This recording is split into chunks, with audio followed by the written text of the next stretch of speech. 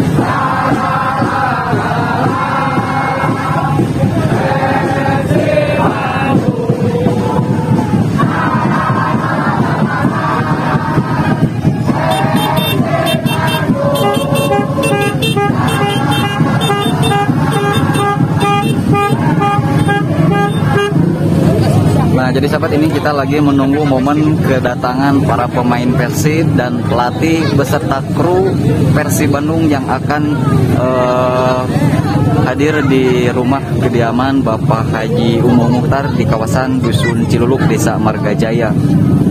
Luar biasa untuk antusiasmenya ya. Bobotoh se-Jawa Barat tamplok ya ke Tanjung Sari, Sumedang ya.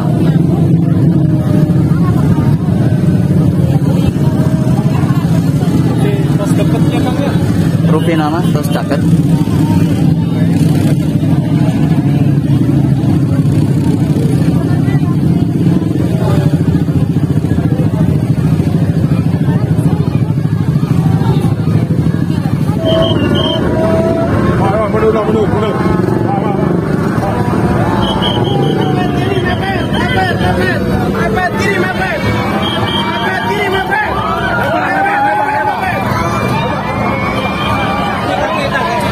Sahabat, jadi inilah detik-detik kedatangan para pemain Persib Bandung.